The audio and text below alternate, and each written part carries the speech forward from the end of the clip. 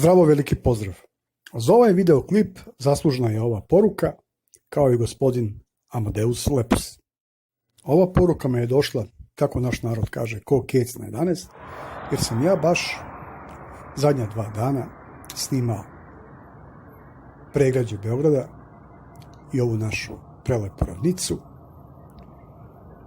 i nisam mogao da se otmem utisku kakav je kontrast na nebu. Dole sivilo smog, a gore prelepo, plavo.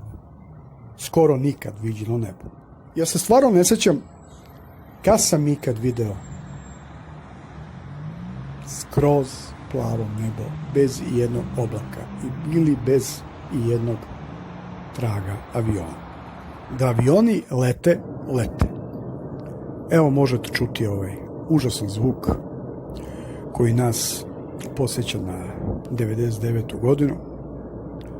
Jako su bučni, ne znam da li vi možete to čuti, ali stvarno djeluje jezivo kad se u 3 sata noću čuju zvuci aviona.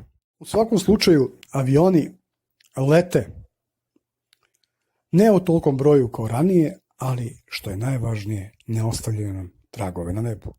Ova fotografija, za razliku od ovih prethodnih snimaka koji su snimani dan ranije, snimana je u subotu ujutru i kao što možemo vidjeti, oblaci su tu, ali nema više tragova od aviona. I sad ne znam kome da se zahvalim. Da li koroni ili Ujedinjenim nacijama koji su najzad priznali da nas zaprašuju, pa su sad aviokompanije privremeno stale sa zaprašivanjem. U svakom slučaju uživajte u ovom prekrasnom nebu, bar vi koji ne živite u Srbiji, jer mi napolje ne izlazimo. Toliko od mene za ovaj put. Želim vam sve najbolje. Prijatno.